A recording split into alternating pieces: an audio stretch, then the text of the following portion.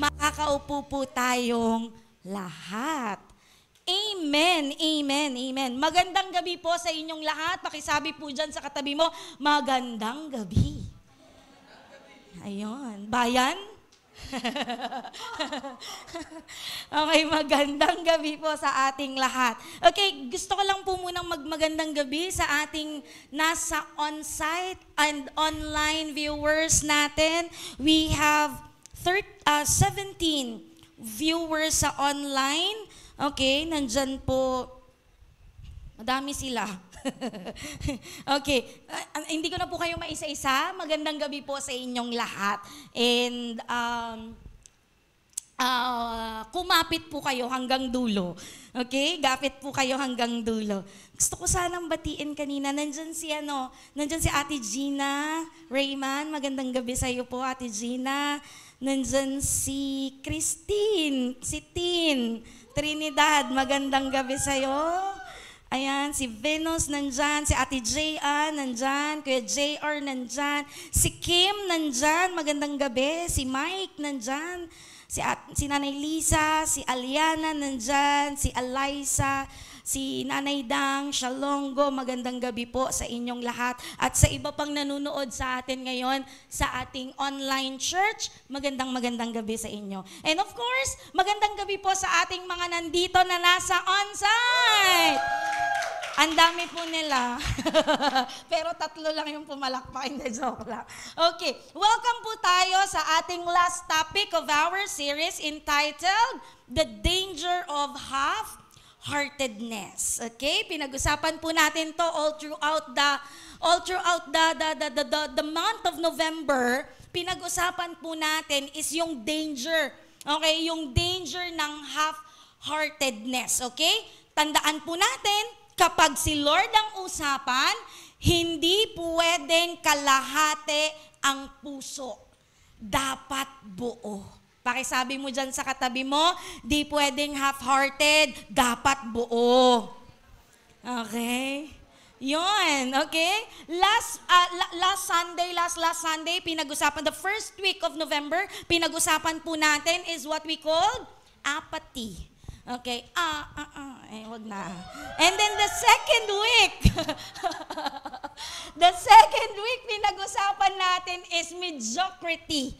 Okay, and the last week with Pastor Renz, pinag-usapan po natin is overcoming unfaithfulness. So today, ang pag-uusapan po natin is the worth of serving the Lord. Sabihin mo nga sa katabi mo, the worth of serving the Lord. Okay. Minsan po kasi, di natin nakikita yung worth eh. Hindi natin nakikita yung bigat, yung importansya ng paglilingkod natin kay Lord. Kaya minsan na half-hearted tayo kay Lord. Kaya minsan hindi makapaglingkod kay Lord. Bakit? Hindi nakikita yung bigat ng paglilingkod kay Lord. Yung worth ng paglilingkod kay Lord. Kaya naman, sabihin mo dyan sa katabi mo, tama ng pagiging half-hearted. All throughout the month po, ang pinag-usapan lang natin is the book of Malakay. Okay, nung first week ng November, ang pinag-usapan po natin is Malakay chapter 1, all throughout the verses. And then second week, Malakay chapter 2. And then pagdating ng third week, okay, pinag-usapan po natin is Malakay chapter 3. Ngayon po, okay, ang pag-uusapan po natin is actually Malakay chapter 4, pero itatouch po natin ng konti yung Malakay chapter 3, verses 12 to 17. Okay, pero bago po ako magsimula, okay, nagsisimula ka na nga eh. Okay? Alam niyo po ba na ang Book of Malakay, it had a series of disputes.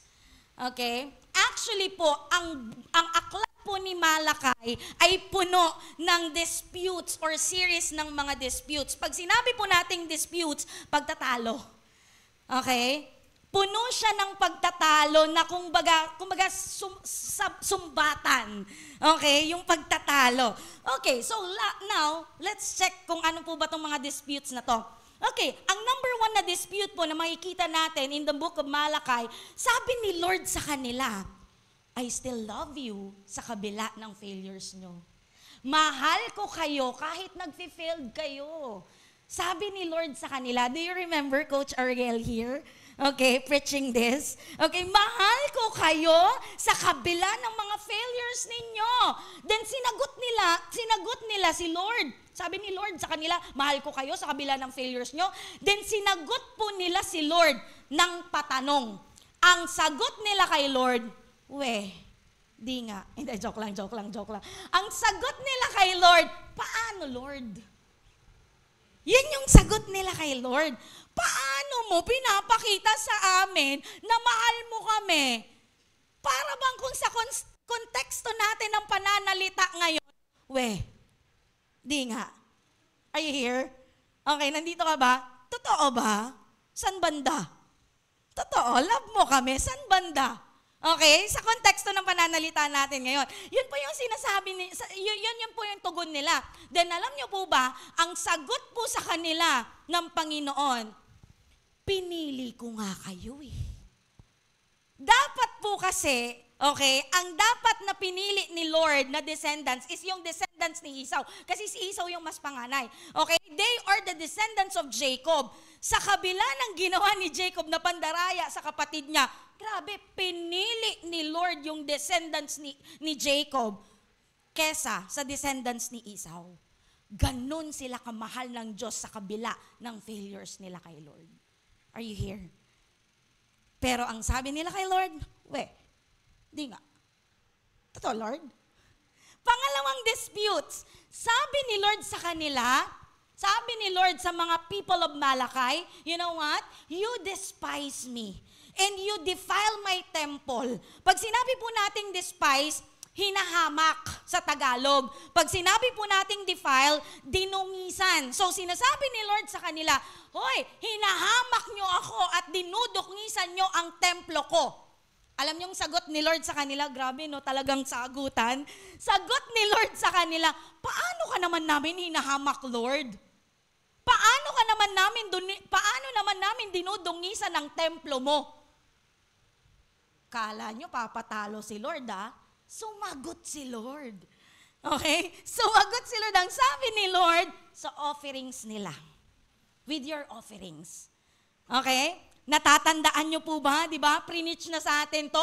Ang binibigay nila kay Lord na offering, yung mga hayop na may sakit. Yung mga hayop na kulang-kulang. Buti na lang yung katabi mo, hindi. Hindi, joke lang. Yung mga hayop na may blemishes, yun po yung binibigay nila kay Lord. Let me ask you, ikaw, bibigyan kita ng pagkain na papunta na sa panis. Are you going to accept it? Bili na lang ako. Tama. Ikaw, bibigyan kita yung pabulok na, yung second hand na. Okay lang? Hindi, di ba? Kung ikaw nga hindi mo tatanggapin, si Lord pa kaya? Hindi deserve yun ni Lord. Pero ang ginagawa ng mga tao sa Malakay, they are giving offerings to God na may blemishes, na may kulang, na may sakit na mga hayop. And ito pa, even the priest, they are tolerating this kind of worship. Dinidefile nila yung temple. Paano? Kasi tinatanggap ng mga priest yung mga offering na sigunda. Okay? Yung mga offering na may blemishes, na may kakulangan, na may sakit, tinatanggap. And that way, they are defiling the temple or dinudungisan nila yung templo. Pangatlong dispute or pagtatalo na nangyari in the book of Malachi. Sabi ni Lord sa kanila, you've turned against me and your wives. Wow! Tinalikuran nyo ako at ang inyong mga asawang babae. Wow! Ang sagot po nila kay Lord, what? Paano? Paano ka namin tinalikuran, Lord? Paano namin tinalikuran yung mga asawa naming babae? Do you remember the last preaching na sinabi ni Lord na sa kanila na, alam mo yun, yung nakikipag-divorce sila sa kanilang mga asawang babae kahit walang rason.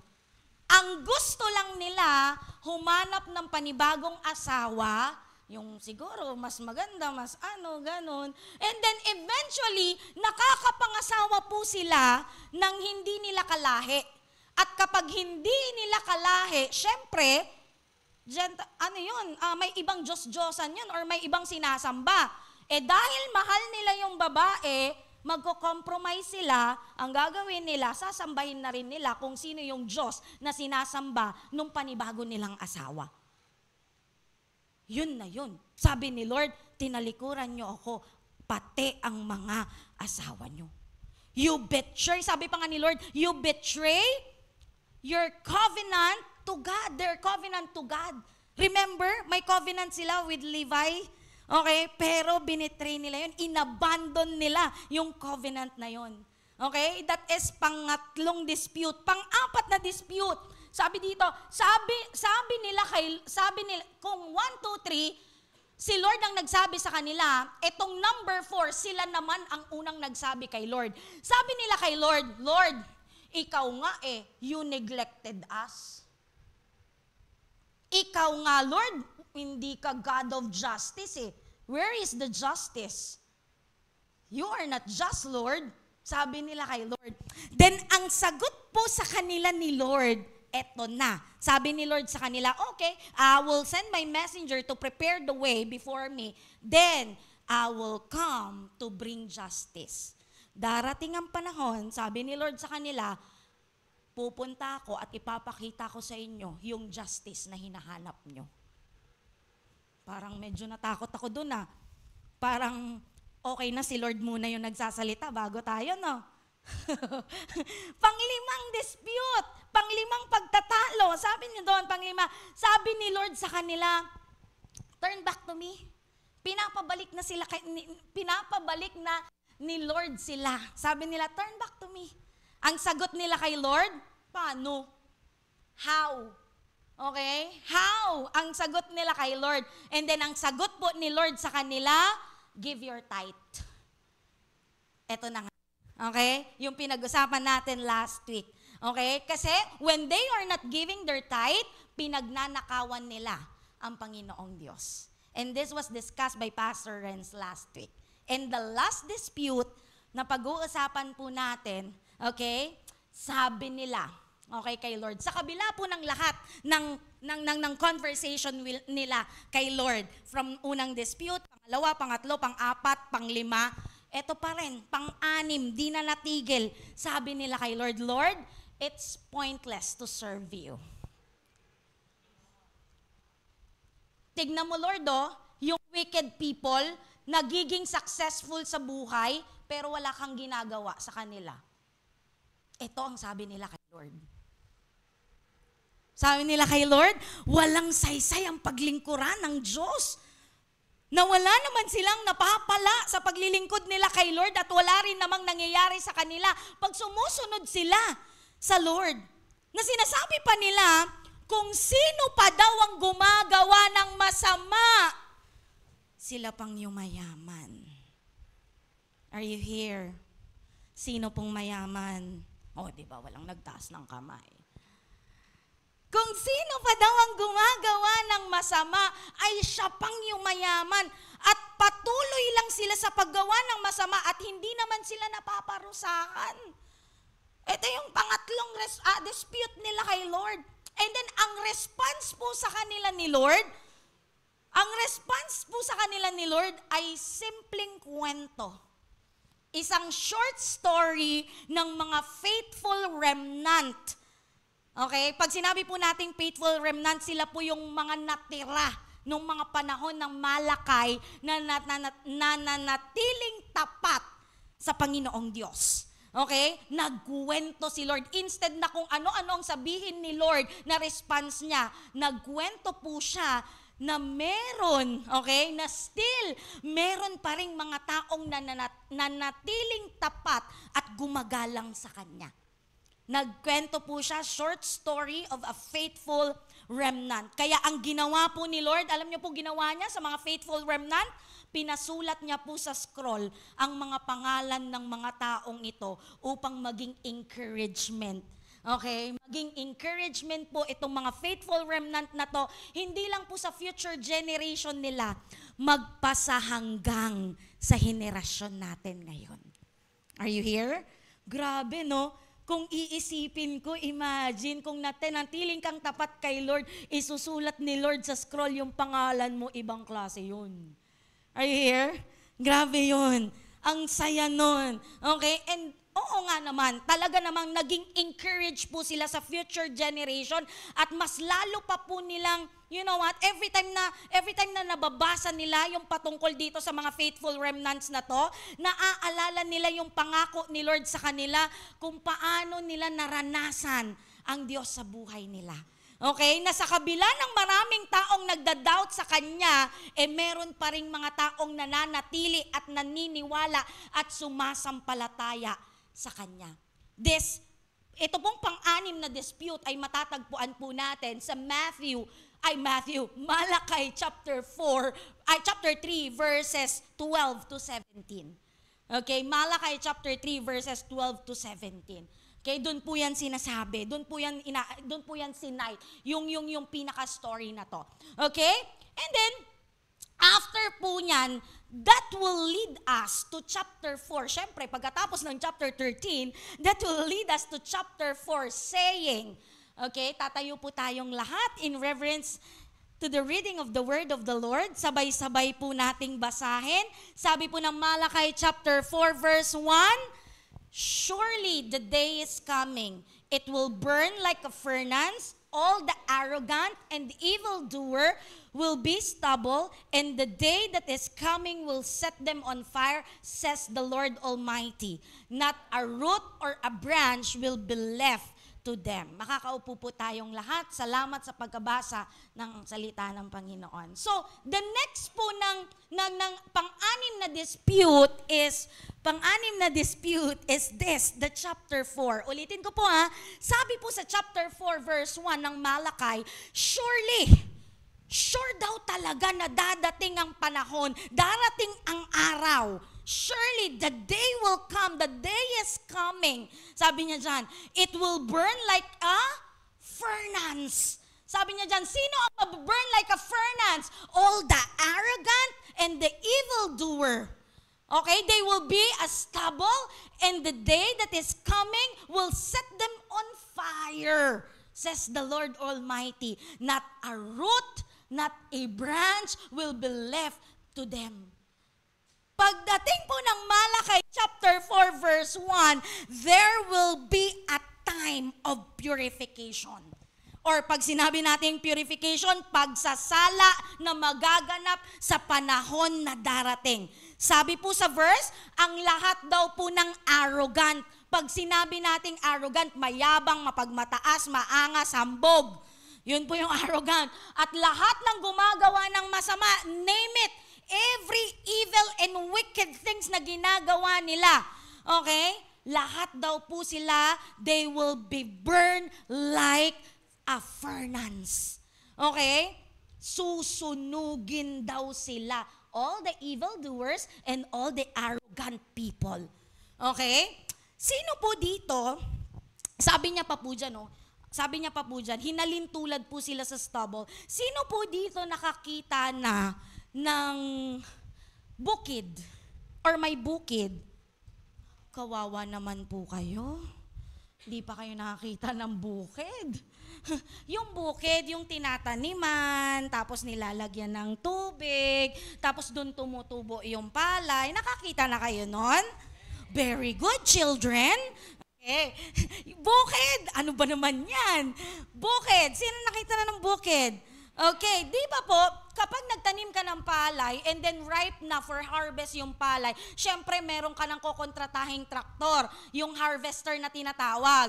And yung harvester na yon, isi-separate niya yung dayami at saka yung palay. Diretso na doon sa sako, tama ba? So, yung mga evildoers daw at saka mga arrogant people ay hinalintulad doon sa mga dayami. Okay, dun sa bukid. Okay? Bakit? Kasi nga, after the harvest, okay, on the latter part ng kanilang pag-harvest, ano pong gagawin dun sa mga dayami? Ha? O, itatambak. Sige, magiging heyday. Okay. And then after maitambak, anong mangyayari dun sa dayami? Anong gagawin dun sa dayami? Exactly. Susunugin. Kaya po hinalintulad, okay, ng Bible, yung arrogant at saka mga evil doers sa dayami kasi ang dayami is meant para sunugin. Ang sinasabi ng Bible, ang evil doers at ang mga arrogant people is meant para sunugin. Parang bigat. Amen? Hello, nandyan ka po ba? Pakitapik mo nga po yung katabi mo, baka tulog na. Okay? So, listen, lahat ng arrogant at evildoers, darating ang panahon na susunugin sila. At sabi ng verse, check out the verse, not a root or a branch will be left to them. Wow! Ganon kalupit. Susunugin na sila, not a root or a branch will be left to them. Ito ang kahihinatnan ng mga taong hindi naniniwala, nagmamayabang at mga gumagawa ng masama, mga evildoers. Actually po, yung fire na tinutukoy dito, okay, kung titignan natin yung furnace na tinutukoy dyan sa verse natin in Malachi chapter 4 verse 1, yung furnace dyan, kung titignan po natin sa ibang translation, ang ginamit niya, oven. Oven. Hindi po fire, hindi furnace ang ginamit niya. Oven yung ginamit niya in other translation. Sabi niya dito, actually yung fire ang tinutukoy dito para daw siyang ganun katindi sa oven, di ba? Kapag binuksan mo yung oven, grabe yung init. Okay, grabe yung init. Do you remember when kapag usapang oven, do you remember the three friends in the Bible who is Shadrach, Meshach, and Abednego? Do you remember them? Uy. Amen. Kilala niyo po ba sila? Yung tatlong magkakaibigan na ginudge, nagkaroon ng judgment kasi nga sabi ni King Nebuchadnezzar, kayong lahat, yumuko kayo, lumuhod kayo sa akin dahil ako ang inyong hari. Sabi ni King Nebuchadnezzar, kaso lang, itong magkakaibigan na to, alam nila kung sino ang Diyos nila eh. Okay? Hindi sila yuyukod sa kahit na anong sino man. Kay Yahweh lang sila yuyukod. Kaya naman, hindi sila yumukod. Hindi sila lumuhod. So, what King Nebuchadnezzar do? Pinatapon po sila saan? Pugon. Sa oven. Sa naglalagablab na pugon. Okay? And then, pagkatapon po nila sa pugon, nasunog sila. Sabi niya, hindi. Alam nyo, sige na. Joke lang yun, joke. Hindi po sila nasunog. Okay? Nung tinapon po sila sa pugon, syempre hindi po sila nasunog kasi bida sila. Hindi, joke lang. Hindi po sila nasunog. Okay? Nakita sila doon, buong-buo pa rin po sila doon. Listen to me, don't get me wrong in this, okay? Darating ang araw, there will be purification, judgment na mangyayari sa tao. If you purify ang tao, malalaman, mapapatunayan who are the wicked and who are the righteous. Nung tinapon si Shadrach, Meshach, and Abednego sa naglalagablab na pugon, actually, it's not just a simple pugon. It is 7 times yung heat kesa sa normal na pugon. And do you know what? What happened? Yung tatlo naging 4 doon sa loob. And they were running and walking inside the pugon. Yes! Oo, nakatayo sila doon. And sabi pa, not even yung hair, yung strand ng hair, hindi man lang nag-amoy usok. Hindi man lang nag-amoy usok. Napatunayan ni King Nebuchadnezzar that these people, Shadrach, Meshach, and Abednego, ay totoo ang Diyos na sinasamba nila. They were the righteous one. Pero, teka lang, Remember, what happened dun sa taong nagtapon kay Shadrach, Meshach, and Abednego? What happened to them? Yung nagtapon lang, wala lang. Alam niyo nangyari sa kanila? Alam niyo nangyari? Napasok, ouch, hindi, namatay. Nasunog. Imagine the fire. Imagine the heat. Yung taong nagtapon nasa labas ng pugon pero namatay at nasunog. Pero yung tinapon sa loob ng pugon, buhay na buhay. Listen, church, there will be purification judgment in that day na masiseparate ang wicked sa righteous.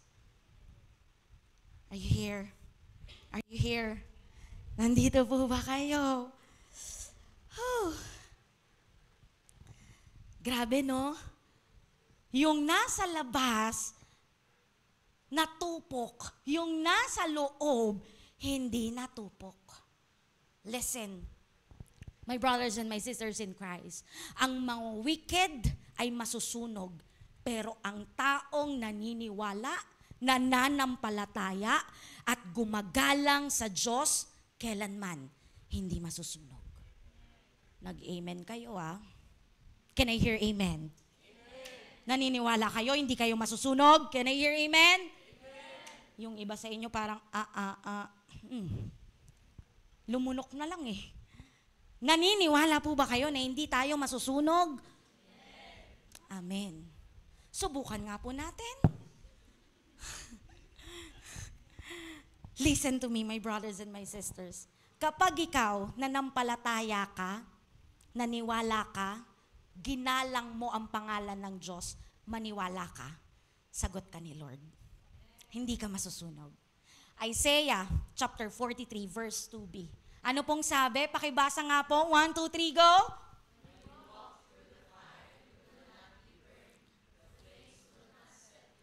Oh, ayan na oh.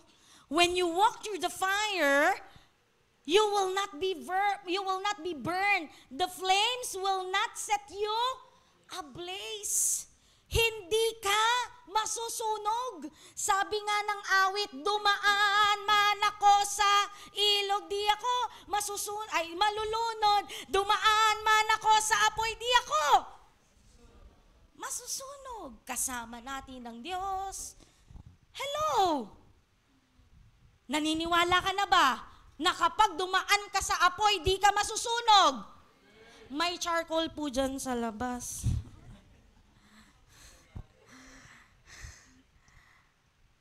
Amen. Amen. Nandiyan pa po ba kayo? Okay? Eto pa, sabi ng verse 2 po ng Malakay, okay? Kung sa wicked people daw, okay, they will burn like a furnace. But sabi ng verse 2, but for you, listen for you who revere my name, the Son of Righteousness will rise with healing in its race, and you will go out and frolic like well-fed calves. Ano pong sinasabi dyan? Para daw sa mga taong rumispeto, para daw sa mga taong gumalang sa Panginoon, sa pangalan ng Panginoon, para daw sa mga taong naniwala at nanampalataya sa Panginoong Diyos. Yung init, okay, yung furnace or yung sun, hindi daw to magiging, pantupok sa mga taong naniniwala sa Diyos. Sa halip, ito daw po ay magiging healing. Okay, magiging kagalingan, magiging healing. Yung race niya magiging healing sa atin. 'Di ba? Kaya ka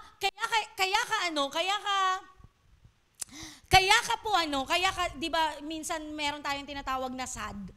Do you know the SAD? Yung syndrome na kapag umuulan, tingnan mo, ang imo-imo mo, ang lungkot-lungkot mo. Alam mo kung bakit? Kasi walang araw, di ka nasisinagan ng araw. Kasi yung retina, uy, doktor, yung retina, basta hindi napapasukan ng light rays, basta yun, yung retina ng mata mo. Kaya naman, ayun, lagi kang malungkot. Okay? And ang rays po ng araw, it will give nourishment sa ating katawan. Ano to? Ano na yun? Vitamin D. Di ba? Di ba sa baby, 10 minutes po ba? Hindi ko pa rin naalam eh. Basta ilang minuto. Basta ilang minuto siyang pinapaarawan kasi kailangan yun ng baby. Pag hindi siya pinaarawan, ano mangyayari sa kanya? Magbo-bluish siya, di ba? Okay? Kaya nga tinatapat siya yun dun sa blue light kapag ganun yung nangyari. So, yun. Sabi dito sa Malakay chapter 4 verse 2, yung sun, yung heat daw, it will not be scourging pain sa ating mga naniniwala kay Lord, but it will become healing. Yung rays niya, magiging healing. And ito pa. Ang sabi pa po ng Malakay chapter 4 verse 2, hinalintulad tayo, sabi niya doon and you will go out and frolic like well-fed calves. Ano yun? Ano yun? Okay? Para daw po tayong mga adult na cow or yung domestic cows, okay, na masayang-masaya, frolic is happy, okay, na parang first time na nakawala sa kulungan. Nakakita na ba kayo ng bakang nakakawala sa kulungan?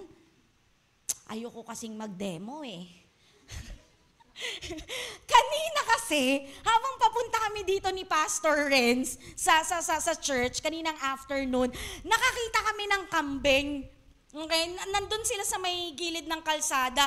And saktong-sakto, yung attitude nila is like yung masayang-masayang nakawala sa kanilang pagkakatali or sa kanilang kulungan. Yung paa, 'di ba? 4 'yon. Alangan naman, 'di ba? 4 'yon. Yung nagtatalunan ng ganun. Sige, ganun na lang. Hindi, kabayo yun eh. yung nagtatalunan sa saya, ganun daw. Yung tayo daw na nananampalataya, yung tayo daw na nagbibigay ng galang sa pangalan ng Panginoon, pagdating daw ng araw na yon, hindi tayo matatakot, kundi matutuwa tayo at magsasaya tayo katulad nga ng mga baka. Amen? Ganon daw yun. Sa panahon daw na ito, kung sa wicked people ay kapahamakan ng dala sa mga naniniwala at gumagalang sa pangalan ng Diyos, ito ay kagalingan, kasayahan, at pag-asa. Are you here? Sino dito gumagalang sa pangalan ng Diyos? Amen. Ito pa po, sabi pa ng verse 3, sabi niya pa dyan, then you will trample on the wicked. They will be ashes under the sole of your feet on the day when I access the Lord Almighty. On that day daw, sige, explain ko muna yung verse. Sabi niya dito, on the day, then you will trample on the wicked. Kasi nga, binurn na yung mga wicked. Okay? I-burn yung mga wicked hanggang sa walang matira sa kanila, not even a root or a branches. So ngayon daw, tayong mga mananampalataya, yung ashes nila, ganito daw mangyayari. Nandun na, tinatapangan na lang natin under the sole of our feet on that day. So it signifies on that day, there will be victory in those who are faithful in the Lord. Amen? Sa lahat daw ng taong naging tapat or nag-revere sa pangalan ng Diyos, may victory sa araw na yon. The verse speaks, they will trample the wicked under the sole of their feet in this time. Ipapakita sa kanila ng Lord, ipapakita sa lahat ng tao ni Lord that He is the just and the justice. Are you here? Are you here? Na sinasabi ng people of Malakay, wala namang justice sa'yo, Lord. In these days, makikita ng bawat isa, they will see the just giving justice to all the faithful remnants until the end. Amen. Kaya naman, sabi po ng verse 4 to 6, it will lead us to Malakay chapter 4 verses 4 to 6. Sabi niya dyan, remember, sabi na ni Lord, remember the law of Moses. Remember the law of my servant Moses. The decrees and laws I gave him at Horeb. For all Israel. Verse 5, see, I will send the prophet Elijah to you before the great and dreadful day of the Lord comes. Verse 6, he will turn the hearts of the parents to their children and the hearts of the children to their parents, or else I will come and strike the land with total destruction. You know what? Sa verse 4 to 6, may dalawang highlights ang sinasabi dito. Actually, may dalawang pangalan na drinap si Lord sa verses na to. And the first name, ang unang pangalan ay, ano daw? Moses. The first name is Moses.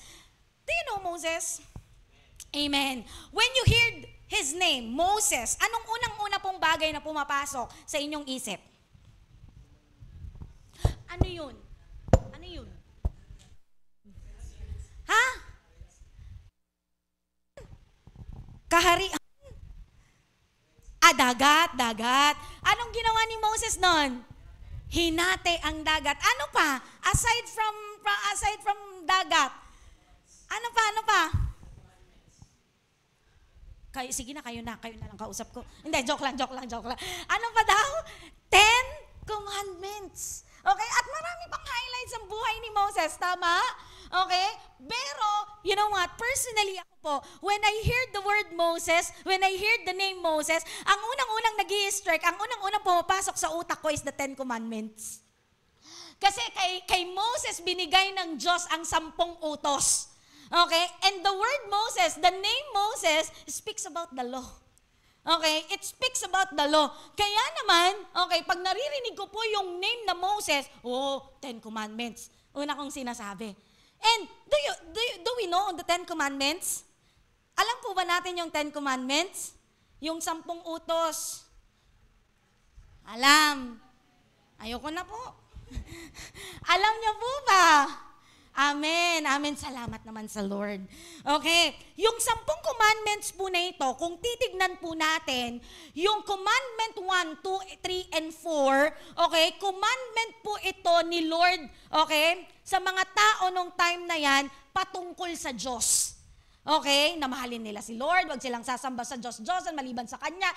1 to 4, okay, patungkol po ito sa Diyos. Tumutukoy po ito sa Diyos. Command po ito ni Lord, patungkol sa Kanya, sa tao patungkol sa Kanya. And then pagdating po ng 5, 6, 7, 8, 9, and 10, okay, tumutukoy po ito naman sa command ni Lord sa tao. Okay, sa kapwa-tao. Alam niyo po, nung time ni Prophet Malakay, ang problema na nung tao, nung mga panahon na yon is wickedness. Sobrang sama na nila. Pastora, napaka-judgmental mo naman. Paano mo nasabing masama sila? Eto na lang they are questioning the Lord sa lahat ng nangyayari sa kanila.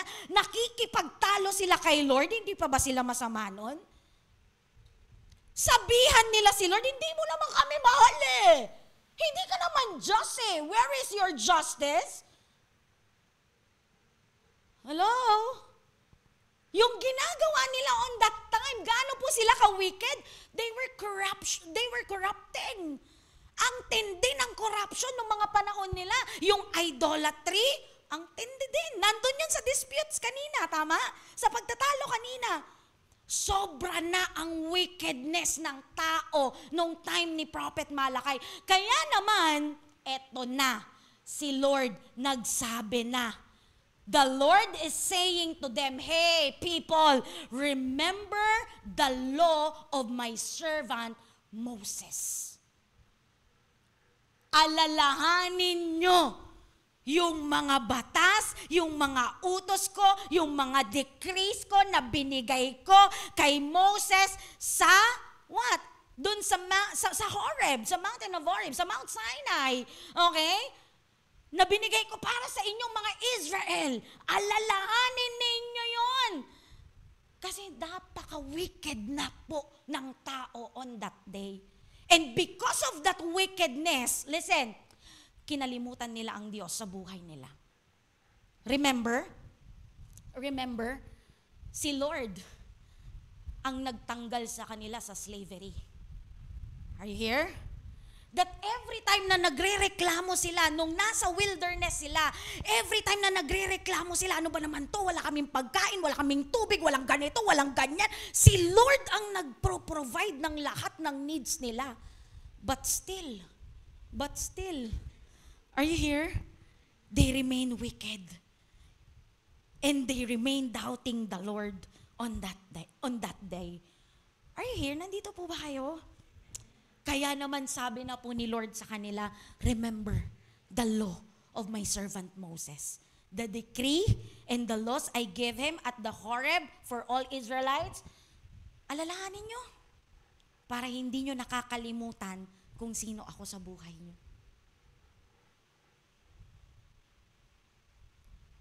Alam niyo po may kapareho ito eh. Okay?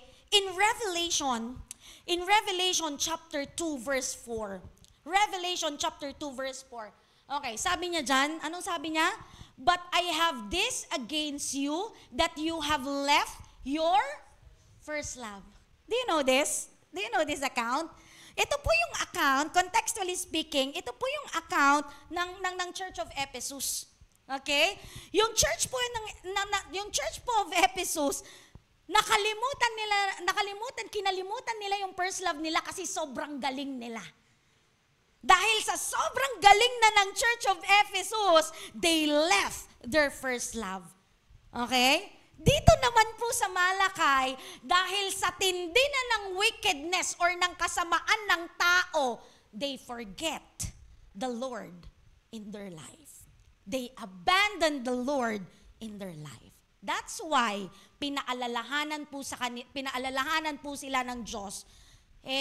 Remember the law that I gave to Moses. Kailangan nilang alalahanin yon, balikan yon, okay? Pagbulay-bulayan yon kasi kinalimutan na nila si Lord at inabandon na talaga nila si Lord sa buhay nila. Nandun sila present, pero yung puso nila ang layo kay Lord. I hear? Pangalawang pangalan po na nakita natin sa verse 4, 5, and 6 is the name Elijah. Kilala niyo po si Elijah? Kilala niyo po si Elijah? Amen. Amen. Oh, sige. Okay ka lang kayo na? Okay lang kayo na? Okay, para mas makilala po natin, baka mami, saan pa kayong mapunta dyan? Para mas makilala pa po natin si Elijah. Okay, I have here some lang po hindi lahat. Some highlights sa buhay ni Elijah. In 1 Kings chapter 17, okay, this is the story of Elijah na, kasi ano po siya pinaghahanap siya at gusto siyang papatayin ni King Ahab. So, ang ginawa ni Elijah, nagtago po siya, okay, and then nanirahan siya sa isang widow, okay, na merong anak na may sakit. So, habang naninirahan po siya doon, itong anak ng widow na to, dahil nga may sakit, namatay. Okay? Namatay po yung bata. Okay? And then, you know what? Elijah prayed to God, pray for that boy to come back to life. And then, hinawakan niya, pinag-pray niya yung bata. 3 times nang pinag-pray yung bata. And after 3 times praying, the boy came back to life. Okay? Isang highlights po sa buhay ni Elijah is he raised a boy back to life. Makikita natin yan in 1 Kings chapter 17.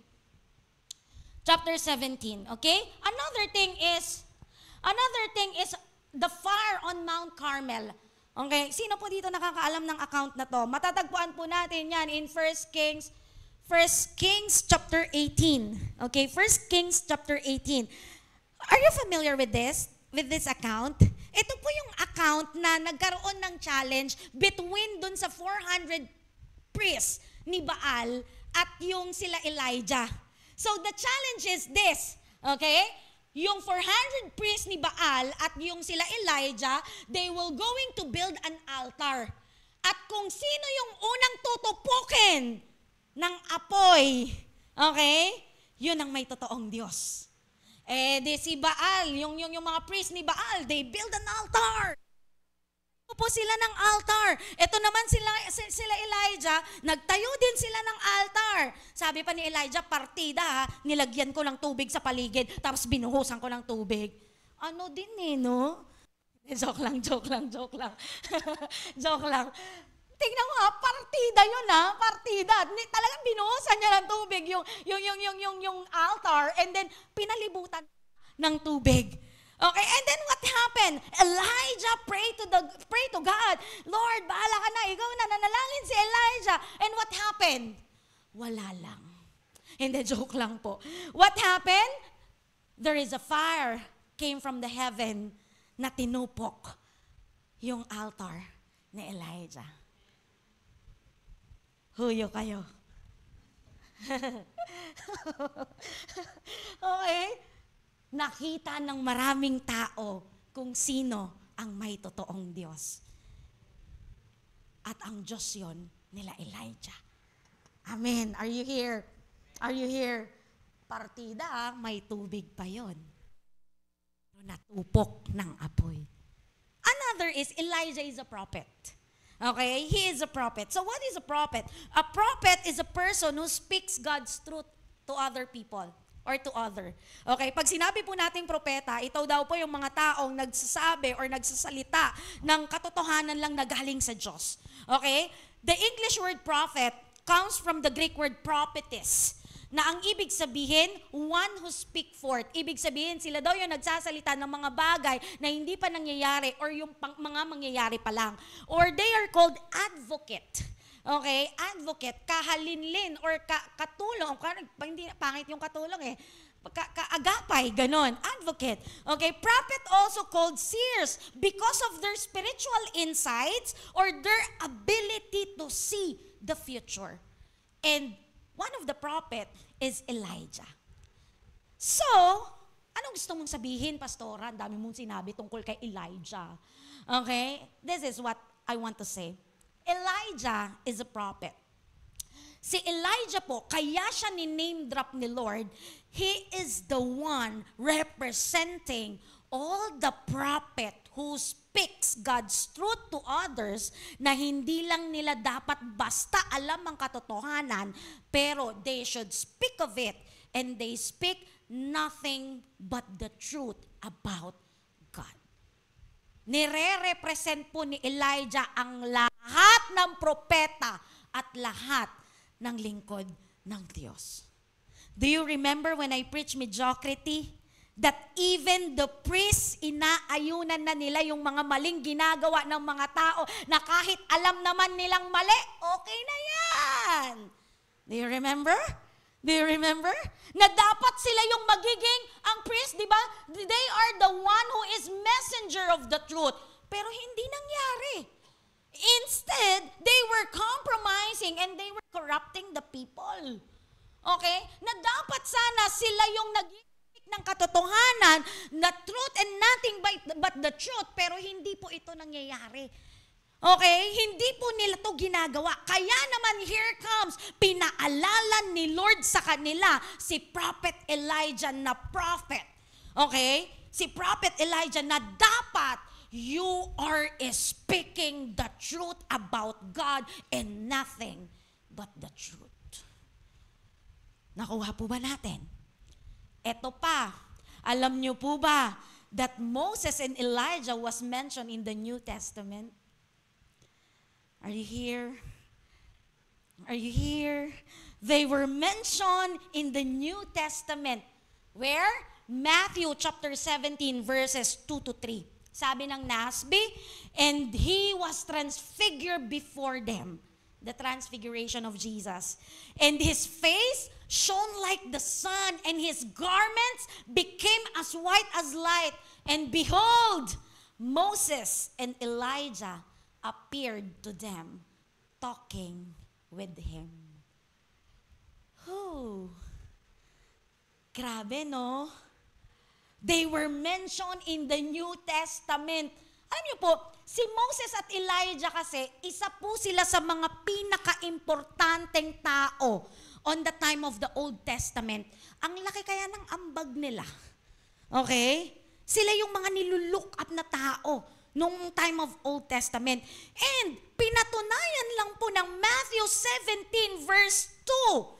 Okay? Pinatunayan lang po ng Matthew 17 verse 2 to 3. Okay? Na hindi si Moses at Elijah ang hinihintay ng maraming tao, pero yung kausap ni Moses at ni Elijah.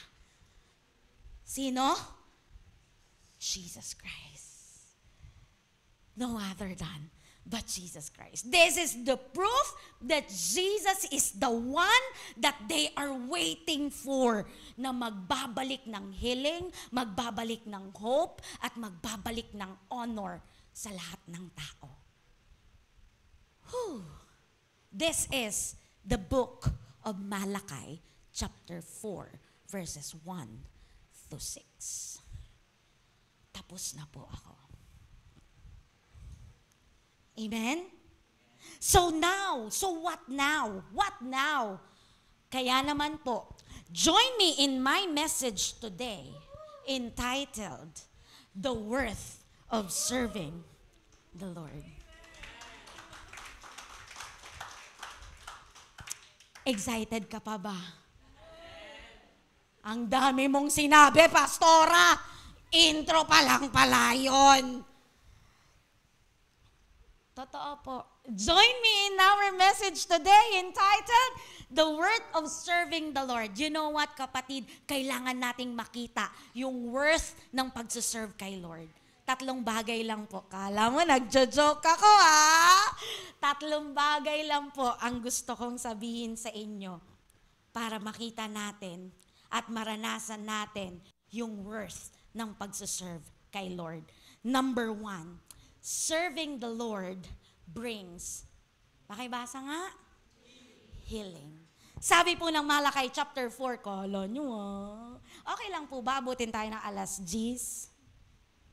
Nag-amen kayo, ha? Sige, ha? Sabi po ng Malachi chapter 4, hindi po tapos na ako. Malachi chapter 4 verse 2. Sabi kong tapos na, balik na nga ako. Malachi chapter 4 verse 2. Sabi niya dyan, For my followers, goodness will shine on you like the rising sun, and it will bring healing power like the sun rays. Sa pagdating daw po ng panahon na yon, there will be healing sa ating mga nananatiling tapat at naglilingkod sa Diyos. Are you here? Who wants healing? Para ayaw nyo, Who wants healing? Alam nyo po, yung healing na sinasabi po dyan, it's not literal healing. Okay? It's not a literal healing. Pero ang sinasabi po nung term na healing dyan, order. Okay? Order. Na ang sinasabi po sa atin, ang paglilingkod natin kay Lord, ang mag-aayos ng buhay mo. Are you here? Ang paglilingkod mo kay Lord ang magtatama ng buhay natin. Kaya nga, nung sinabi ng mga tao in the book of Malachi on that time, kaya ko na maglingkod sa iyo, Lord, kasi wala naman ako napapala sa paglilingkod mo. Hindi sumagot si Lord. Hindi sumagot si Lord. Ano pong sagot ni Lord? Maikling kwento tungkol sa mga taong nanatiling faithful or tapat sa Kanya. Bakit? Tanong mo ako, bakit? Kasi po, ang paglilingkod kay Lord is choice and commitment. Are you here? Ang paglilingkod po kay Lord ay choice, pagpili, at commitment. Amen? Amen? Sabi nga po ng Psalms 147 verse 3, He heals the brokenhearted and binds up their wounds. Darating daw po ang panahon, at sa panahon na yon, yung mga sakit na naramdaman mo, okay, na-break yung puso mo sa paglilingkod kay Lord, bubuin ni Lord yan. At hindi magiging half-hearted yan or broken-hearted. He will bind up the wounds na meron ka because of your service to the Lord. All the condemnation, all the persecution na sinalo mo, maniwala ka sa akin. Si Lord ang bahala dyan. Kapatid, I wanna tell you, hindi lang po concern si Lord sa community. Hindi lang po concern si Lord sa bansa or hindi lang po concern si Lord sa kung saan yung may madaming tao. I wanna tell you, concern si Lord sa individuality. Concern si Lord sa'yo. Mahalaga ka kay Lord. Kaya naman kapatid ko sa Panginoon, hindi pinipilit ni Lord na paglingkuran siya sa mga panahon na yon. And even up to this age. Hindi namimilit si Lord kung ayaw mong paglingkuran mo siya. Kasi ang paglilingkod, maniwala ka, it is a choice and commitment. Ang paglilingkod kay Lord, pag pinili mo, pag nag-commit ka, may kalakip na pag-aayos, may kalakip na pagtatama ng buhay, may kalakip na paggaling sa lahat ng spiritual wounds na meron ka, emotional wounds na meron ka. At kapag pinili mo si Lord na paglingkuran, maniwala ka sa akin, sagot ka ng Diyos. Sagot ka ng Diyos. Kaya naman, after all, listen to me. After all, pag pinili mong maglingkod kay Lord, hindi naman to magbe-benefit kay Lord eh. Hindi naman to magbe-benefit sa kung sino man. Kapag pinili po nating maglingkod sa Kanya, hindi to magbe-benefit kay Lord. Tayo pa rin ang magbe-benefit nito. There will be healing, there will be pag-aayos ng buhay, there will be pagtatama ng buhay, there will be a blessing. Marami. Tayo ang beneficiary when we choose to serve the Lord faithfully. Kaya naman, serving the Lord brings healing, orders in our life. You will see. Aayos ang buhay mo. Aayos ang meron ka na hindi maayos. God is the God who can fix everything that you cannot imagine. Trust Him. Trust Him. And serve Him. Amen? Pangalawa na po. Serving the Lord brings, pangalawa, hope. Sabi niya po dyan, in Malakay pa rin, Malakay chapter 4 verse 2b, you will be free and happy like cows free from their stalls. Ang taong naglilingkod, tandaan, nananatiling tapat kay Lord, para daw baka na masayang masaya at nakawala sa kanyang kulungan. Ganon ang taong naglilingkod kay Lord. Na minsan, darating talaga ang panahon na habang naglilingkod ka kay Lord, malulungkot ka. Hindi naman lagi masaya ang paglilingkod. Darating ang panahon, malulungkot ka habang naglilingkod ka kay Lord. Pero, when you think about it, sino ba ang pinaglilingkuran mo? And who is your hope? Your sadness will fade and happiness will start over again. You will see, sasaya ka ulit. Magiging masaya ulit ang puso at magpapatuloy maglingkod. Hindi naman laging malakas ka sa paglilingkod Tama? Darating ang panahon, darating ang time na meron talaga na mapapagod ka dahil sa paglilingkod mo kay Lord. Tama? Nakakabagod naman talaga. Tao lang tayo. Tama? Do you agree with me? Baka ako lang po nakakaranas. Do you agree with me? Yes, tao lang po tayo. Pero kapag tinignan mo na si Lord yung hope mo, si Lord ang pag-asa ng buhay mo, kahit pagod ka na, nananatili ka pa rin sa paglilingkod. Ayaw mo pa rin iwan yung paglilingkod. Pagod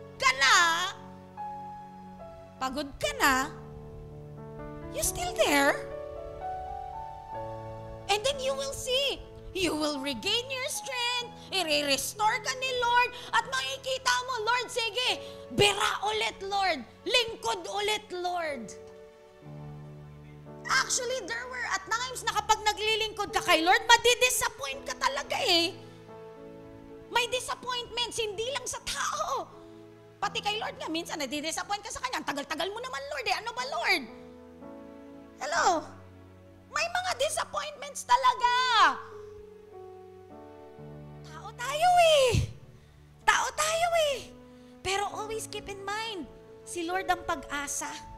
Kaya kapag dumating ang disappointments, Lord, ikaw ang pag-asa ko. Papawiin ni Lord lahat ng disappointment. And the Lord will going to fix your eyes on Him. And you will see, magpapatuloy ka sa paglilingkod mo sa Panginoong Diyos. Makikita mo. You hear? Sabi po ng Psalms chapter 42 verse 11, why are you cast down, O my soul? And why are you disquiet within me?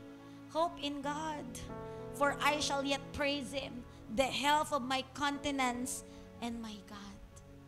May time talaga na mapapagod ka, madidisappoint ka, na magiging quiet ka na lang, na mapanghihinaan ka ng loob, na malulungkot ka talaga, pero lagi mong tandaan, ang pag-asa ay na kay Lord. Amen? Ang paglilingkod natin kay Lord ang magdadala sa atin sa tunay na pag-asa ng buhay natin. Kaya naman kapatid ko sa Panginoon, kumapit ka. Huwag kang bibitiw. Amen? Huwag kang bibitiw sa paglilingkod kay Lord. Sabi ng verse, kapag na kay Lord ka, ang pag-asa, okay? Ang pag-asa at nilagay mo ang pag-asa mo kay Lord, may lungkot, pero mapapawi. May disappointments, pero mapapawi. Okay? May kapaguran, pero may restoration kay Lord. Kaya naman, gawin mo si Lord na pag-asa ng buhay mo. Amen. Amen. Pangatlo na po ako. Tapos na po talaga ako. Serving the Lord brings honor. Una, ano po yung una? Serving the Lord brings healing or order. Serving the Lord brings, pangalawa, hope. Si Lord ang pag-asa. Pangatlo, serving the Lord brings honor. Sabi po ng Malachi, Malachi chapter 4 verse 3, then you will walk on the evil people. They will be like ashes under your feet.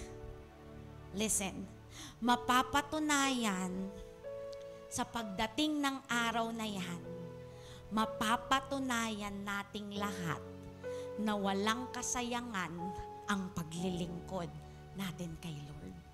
Bakit? Bakit? On those times, on those days na darating, on the dreadful day para sa mga wicked, and happy day for us to the righteous. Okay? Para sa ating mga naglilingkod kay Lord, darating ang time na yon, okay, na i-honor ni Lord lahat ng ginagawa mo kay Lord. Everything. My brothers and my sisters in Christ, hindi bulag si Lord. Kita niya lahat. Kita niya lahat ng pagpapagal, lahat ng hirap, lahat ng iyak sa paglilingkod sa Kanya. Kita niya lahat. Kita niya lahat ng yan. Kaya naman, sa pagdating ng oras na yon, the Lord will going to honor you for your service to Him. Sabi nga po in 1 Corinthians chapter 15 verse 28, therefore, my beloved brothers and sisters, be firm, immovable, always excelling in the work of the Lord, knowing that your labor is not in vain. Our labor is not in vain. Dadating ang panahon that God will going to honor our service to Him. Kaya naman kapatid, listen to me. Huwag kang matakot na madungisan ng pangalan mo. Huwag kang matakot na i-persecute ng mga tao. Huwag kang matakot na sabihan ng kung ano-ano or i-condemn ng mga tao. Dahil sa paglilingkod mo kay Lord. Why? Why? Kasi kita lahat yan ni Lord. At darating ang panahon, lahat ng pagtitiis mo, lahat ng pagpapagal mo in serving Him, in sharing His word, maniwala ka sa akin, i-honor ni Lord lahat ng yon. Kaya naman, listen, walang dapat ang makapagtanggal sa'yo. Walang dapat ang pwedeng makapaghinto sa'yo sa paglilingkod mo kay Lord. Amen? Amen? Live it or take it. Not even a problem, not even a trial, not even a shortcomings in life. Walang reason, walang rason ang pwedeng makapagtanggal sa'yo sa paglilingkod mo kay Lord. Kasi lahat ng paglilingkod mo kay Lord, kapatid, walang kasayangan at i-honor ni Lord lahat ng ito. Again, let me say this again to every one of us right now. It is worth it to serve our Lord Almighty God. Because serving Him gives healing, gives hope, and gives honor sa bawat isa sa buhay natin. Amen? Can we just stand up right now? And as we stand up, I know you know how to worship the Lord. I'm calling the worship team right now. They will going to lead us in worship. And as we worship the Lord, kapatid, kausap mo ang Diyos. Mangungusap si Lord ngayong gabing ito. Sabi ng awit, sabi niya, Lord, I need you to soften my heart and break me apart. I need you to open my eyes to see that you're shaping my life. All I am, I surrender. Give me faith to trust what you says, that you are good and your love is great. Lord, I am broken inside. I give you my life. I need you, God, to soften my heart and break me apart. I need you, Lord, to pierce through the dark and cleanse every part of me. All I am now, God, I surrender. This time, we will going to surrender to God. We will going to surrender to God. And we will just worship Him. Satisfy your soul right now. Worship the Lord your God who brings you up to this present life of your life, na hindi kailanman nang iwan sa'yo, na hindi kailanman nagpabaya sa'yo, na laging nandyan sinamahan ka simula umpisa hanggang dito sa buhay mo na to. Kaya naman this time, He deserve your best worship. He deserve a full heart of worship.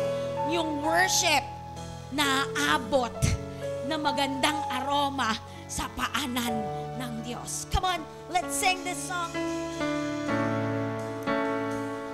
I need you To soften my heart, to soften my heart, to break me apart.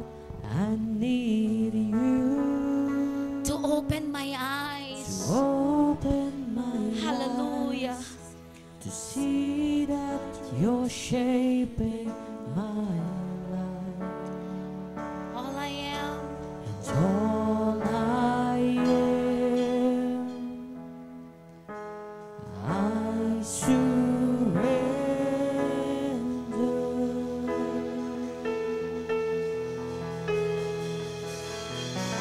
Give me faith to trust what you say, that you're good and your love is great. I'm broken inside, I give you my life.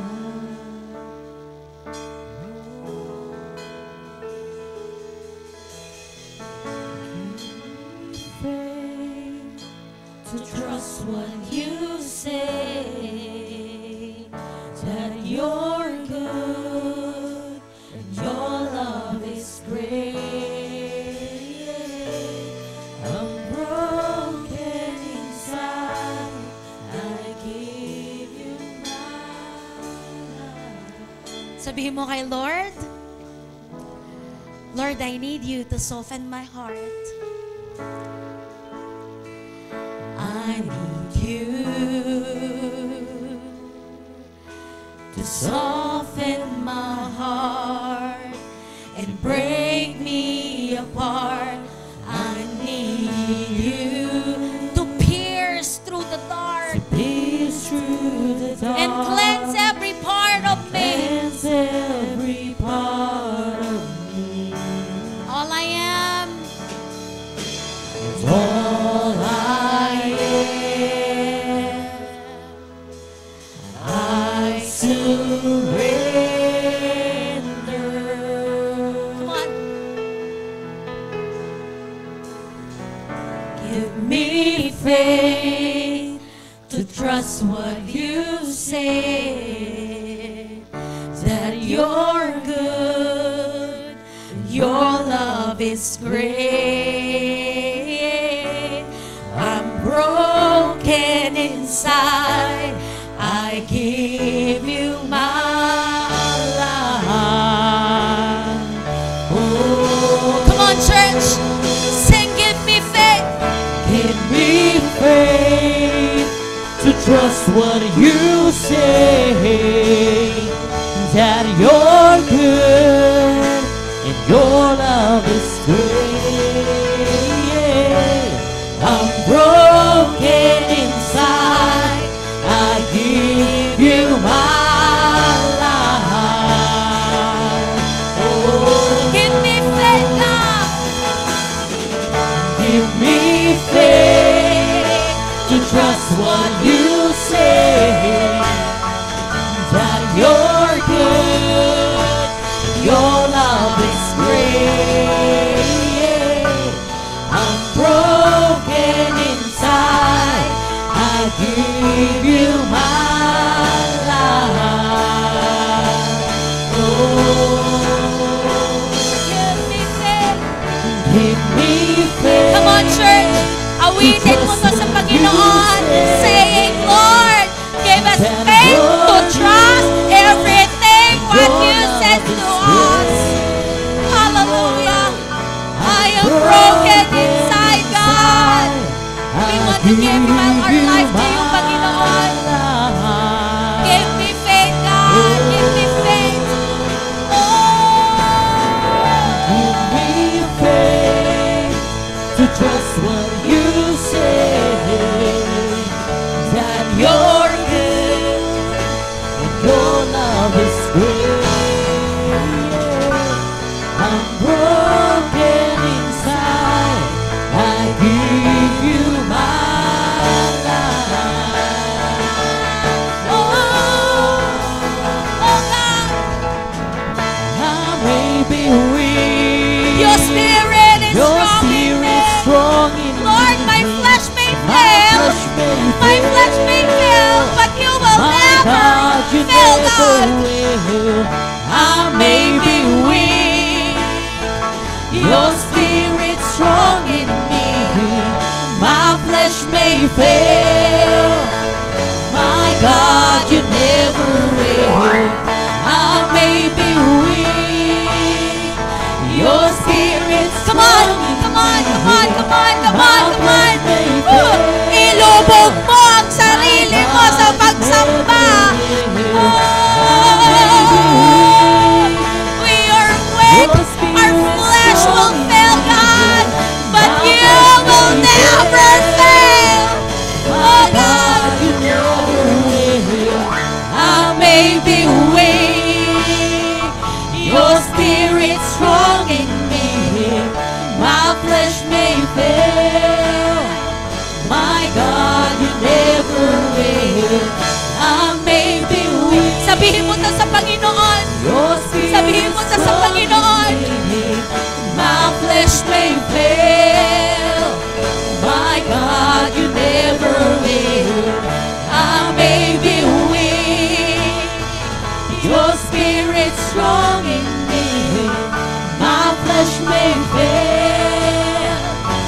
My God, you never will. I may be weak, your spirit strong in me. My flesh may fail. My God, you never will. Give me faith to trust what you say, that you're good and your love is great. I'm broken inside. I give you my Holy Spirit! Give me faith to trust what you say, that you're good and your love is great. I'm broken inside. I give you my life.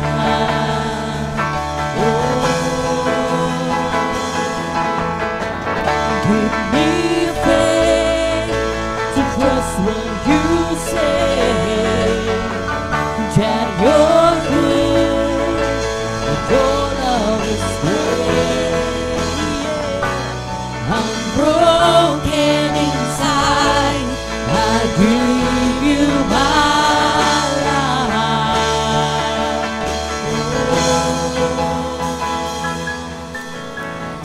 Give me faith. Come on, church. To trust what you say, That you are that good. you're good Oh, God. and your love is great. Oh, God. Here, Holy Spirit. Broken inside, Nangungusap ka. Oh, you are here. Oh, God. Oh, you say hallelujah. that you're Hallelujah. Hallelujah. Hallelujah. broken inside. I give you my The Holy Spirit is here. Listen. Listen.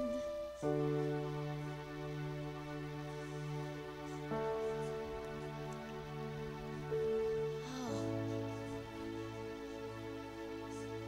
Oh. Yes. Yes. Yes. Yes. Yes. The Holy Spirit is talking to you, impressing something to you. Yes. Oh, God. Oh. Handarayashi kararaba. Handarayasha karababa. Handarayashi karababa. Allow Him. Allow Him. Allow Him. Allow the Holy Spirit. Shingaraba singaraya kinara sinkarara. Oh, shikanana handere kera kayase. Kundera sungwara kandakahu. Kundera kandakasinkan la kahanda kayase. Kundera kinga karasikan na hunahi. Hundara maya sama la kaya sukaha. Hunda kana sikan na handara yaku. Handara yakina kana hula na sinahama. Handara kunna handara rarara. Handara kundara hama mama. Handara kinda handara sinahu. Handara pisikinahi. Handara kindara husikinda. Handara kundara sikinihi. Hallelujah. Hallelujah, hallelujah, hallelujah. Hallelujah, hallelujah, hallelujah, hallelujah. Yes, yes, He's talking to you. He's impressing something to you. He's impressing something to you. Listen, listen to His voice. Listen to His voice. Listen to the voice of the Holy Spirit. Listen, listen. Hallelujah, hallelujah, hallelujah, hallelujah, hallelujah, hallelujah. Hallelujah, hallelujah. Hallelujah, hallelujah, hallelujah, hallelujah. Hallelujah, hallelujah. We worship you, God. We worship you. We worship you. We glorify your name. We adoring your name, God. Oh, the Lord of Lords, the King of Kings. You are the creator of all mankind, the creator of the universe, the creator of the earth. Nothing compares to your power. Nothing compares with your love. Nothing compares with your goodness, Lord. Here we are, God. You see the deepest part of our heart. And it's saying, shouting, Lord, we are choosing you. We are choosing you, Lord. Dumating man kami sa panahon na mahirapan. Dumating man kami sa panahon na masaktan. Dumating man kami sa punto ng kawalan. Lord, we are still choose to serve you. We are committing our lives serving you, God. Nothing else and nothing more, Lord. Our life is in you, God.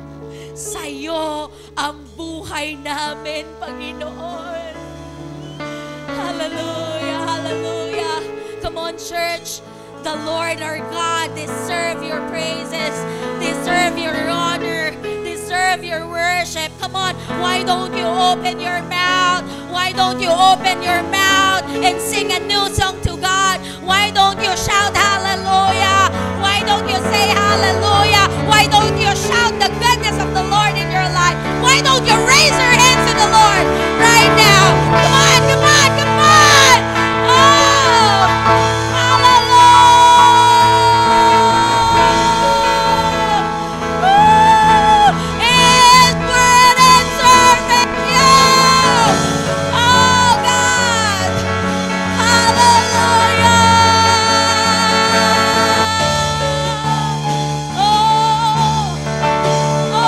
Walang sayang.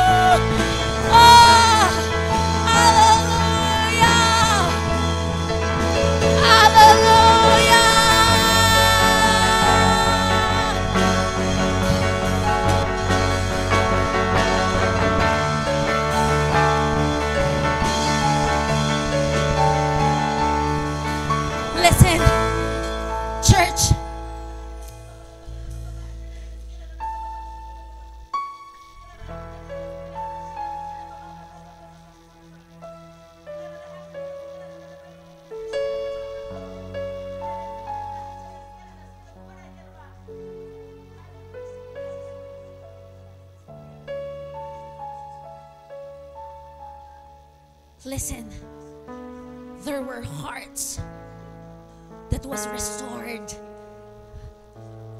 May pusong binalik ang Lord. May pusong pinuo ulit ang Lord ngayong gabing ito. Ibinalik ka sa puso ng paglilingkod mo sa Diyos.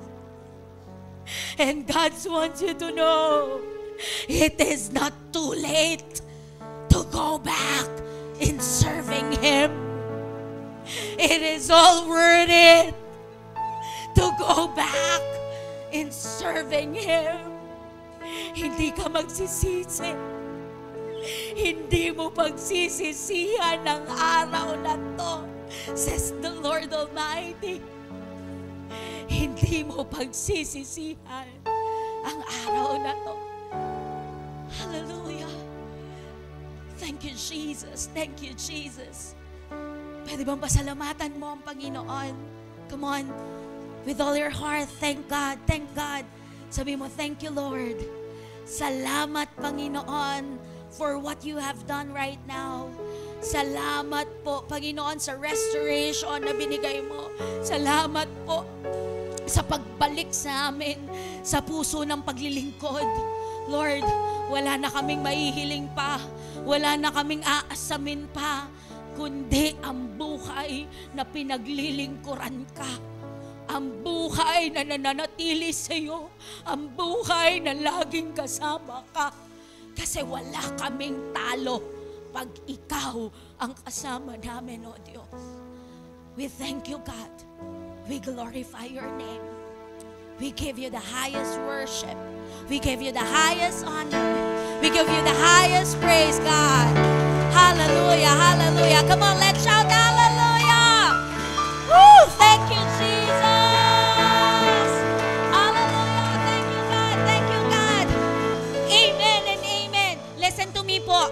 Listen to me. Bago po ako bumaba sa stage na to, sa lahat po ng nag-recommit ng buhay nila kay Lord sa paglilingkod, listen to me, hindi lang po dyan natatapos ang gusto ng Lord sa inyo.